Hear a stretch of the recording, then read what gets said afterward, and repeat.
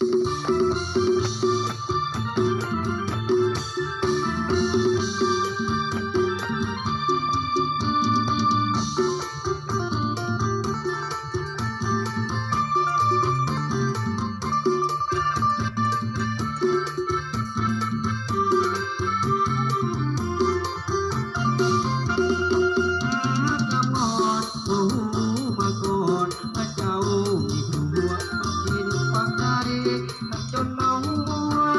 ิดจะถอนตัวคือสิบ่ทันผู้สาวมีผัวเจอเบิ่งมุมใดว่าสวยลาวัน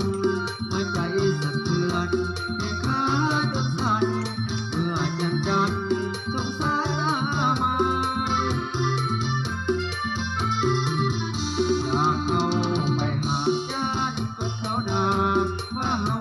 มันสู้ว่านั่นคือลมมืนของผู้เป็นผัวก็กลายเป็นตัวคือคิดเอาไว้หากก็กล้าบอกแต่เก็บขังเอาไว้ไปไหนจดหมายวางออกบอกมีข้อใดเป็นชู้ทำใจบอกผิดดอกนาดูทางเมียเขามันว่าพยานคนใด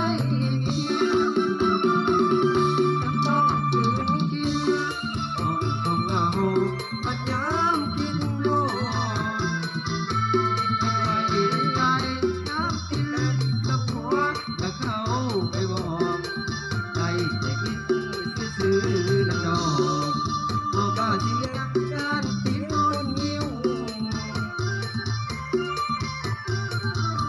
ถ้าหากวันไหนว่าเจ้าเปลี่ยนใจออกห่างกันได้อีกแค่เห็นคนอยู่นอกสายตาบางแย่งลูกเต้าช่วยเคยสาต้องเป็นแม่ห้ามตายก็สิเอาเรื่องอดีตอายบอกเคยเว้าที่ฮักเอาเป็นเจ้าเคย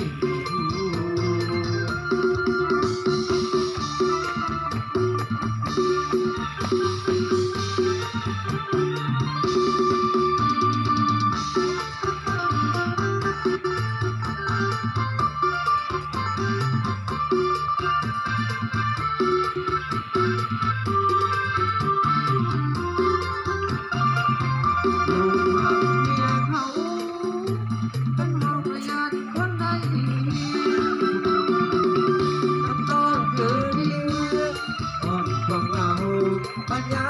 กินนอนไม่ได้ใจน้ำมิตรกับหัวอย่าเข้าไปก่อน